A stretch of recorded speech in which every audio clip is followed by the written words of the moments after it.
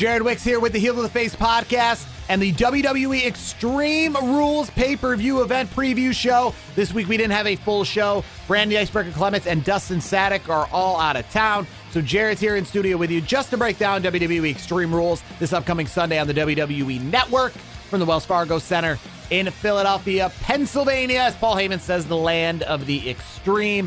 Hopefully now that Paul Heyman and Eric Bischoff are running things on Raw and SmackDown, that those shows can improve, that we don't have to see things like The Undertaker teaming up with Roman Reigns to take on Drew McIntyre and Shane McMahon. Now, The Undertaker, I think, should have retired 10 years ago.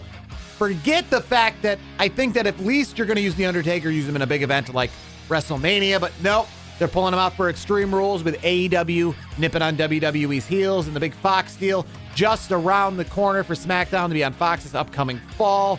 Well, they got to put some eyeballs on the TV, and Undertaker, forget the Saudi Arabia shows, forget just paying him the big bucks to come out to Saudi Arabia. They're putting him on the in-your-house pay-per-view events. We'll get to that match in just a little bit, but let's break down the card here.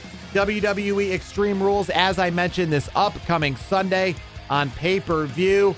We're going to kick things off by talking about what I think will probably be on the kickoff show, the Cruiserweight Championship. Drew Gulak, the champion, was just at Evolve last night in Philadelphia, taking on Tony Nese 24 hours after the 10th anniversary of Evolve show, where he made an appearance and he took on the NXT champion. I still see him leaving with the Cruiserweight Championship over Tony Nese.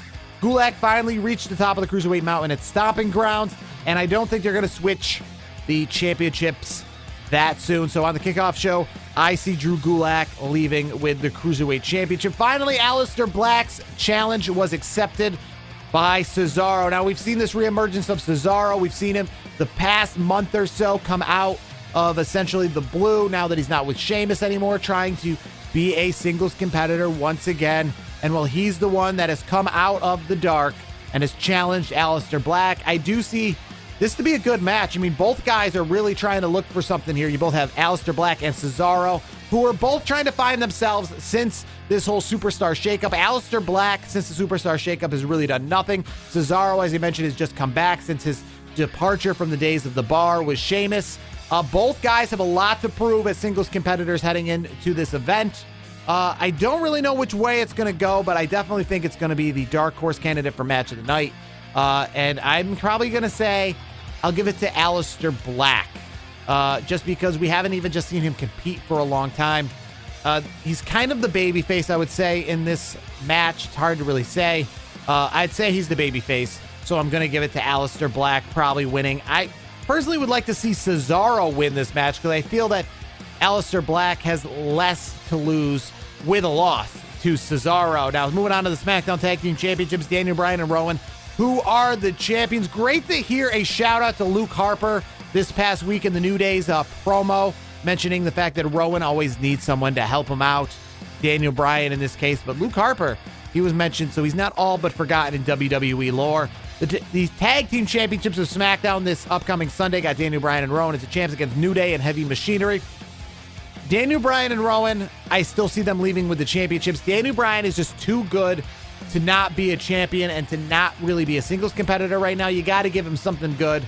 I see them leaving with the belts. The world's, or the planet's, Tag Team Champions leaving with the belts this upcoming Sunday. Now, moving on to the Raw Tag Team Championships, the Revival take on the Usos. Finally, we saw after WrestleMania, the Revival's future was so in question, and now here they are, the Tag Team Champions once again, winning it a few weeks back against Zack Ryder and company there. But either way, they are the champs. I see them beating the Usos and leaving as champs. If I see a title change happening at this event, though, it would probably be in this match with the Usos becoming the new champs. There is a few others that I could see a potential. Not in the SmackDown Women's Championship match, even though now it's been determined it's going to be a 2-on-1 handicap match after Nikki Cross defeated Bayley in the Beat the Clock match. Now, she didn't defeat Bayley in a traditional one-on-one match. They both beat their opponents in a certain period of time, and Nikki Cross beat her opponent in a shorter time than Bayley, which means that Alexa Bliss and Nikki Cross got to pick the stipulation for the match. And again, the stipulation will be Bayley versus Alexa Bliss and Nikki Cross in a 2-on-1 handicap match. But even though it's 2-on-1, I see maybe Nikki crossing Alexa Bliss here and Bayley retaining the belt. That's what I see in this match. I feel that Nikki Cross is finally going to give in to the fact that Bayley's been talking about how Alexa Bliss is nobody's friend, and is Nikki Cross, we're going to get these names straight. Is Nikki Cross going to finally come to her senses and maybe turn on Alexa Bliss? That could be happening this week at Extreme Rules. Another Extreme Rules match.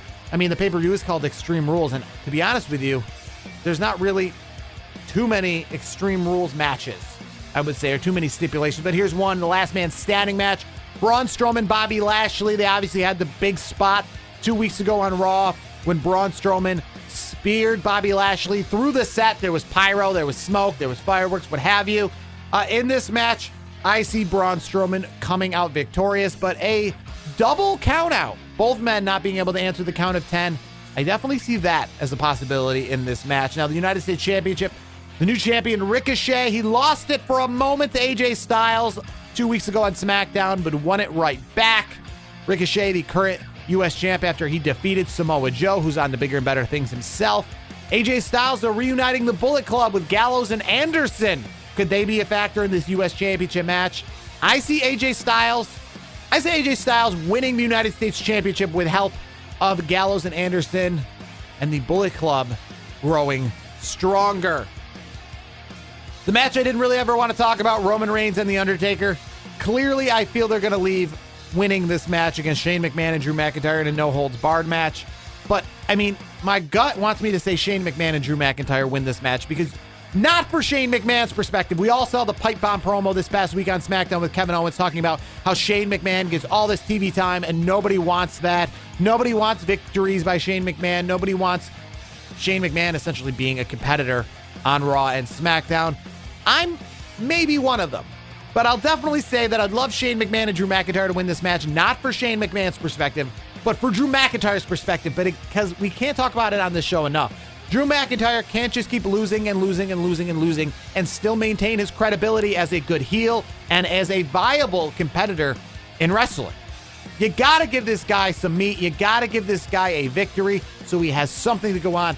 He's too imposing. He's too good. You've got too much behind him to not do something with him. Drew McIntyre, Shane McMahon, I essentially say I have to win this match, especially the fact that Undertaker's 150 years old. If you can't beat an aging Undertaker, then Drew McIntyre, how fierce are you? Kofi Kingston, Samoa Joe for the WWE Championship. I see Kofi Kingston leaving with the belt, winning this match again. I see Kofi Kingston maybe losing the match and losing the belt at SummerSlam. But Kofi Kingston's ride as WWE Champion, I say, continues. Now we move on to the main event, the winner-take-all match. Seth Rollins and Becky Lynch, WWE Champion, and Becky Lynch, Women's Champion, against Baron Corbin and Lacey Evans in a mixed tag match. It's an Extreme Rules match. I would love to see Baron Corbin and Lacey Evans leave here with the belts. In fact, I'm going to say this right now, kind of an Extreme Rules pick that maybe no one else has. Baron Corbin, Lacey Evans, you heard it first, the new women's and men's WWE Raw champions. They've never done this in the past. They've had some winner-take-all matches before where it's the Intercontinental Champion and the WWE Champ against the Tag Team Champs in a winner-take-all match, and that's always been with those matches ending with the WWE Champion and the Intercontinental Champion leaving with the tag belts, but never have World Championships switched hands in one of these winner-take-all matches. I'm going to say it's happening in this event. Do you think that's an extreme pick? I think it's an extreme pick. Do you think that's going to happen at Extreme Rules? I think so. And either way, next week, hopefully we're back with Extreme Rules talk. We got AEW's Fight for the Fallen to talk about. Obviously, the 10th anniversary of Evolve. That'll be on the show this upcoming week, so make sure to tune in for a brand new edition of the Heel to Face podcast, where we'll be joined, as always, or again, with Brandon the Icebreaker Clements. You can find me on Twitter at KRockJared. Make sure to follow the program on Twitter at Heel to the Face. That's my Extreme Rules predictions. Extreme Rules is Sunday night from Philadelphia, Wells Fargo Center on the WWE Network.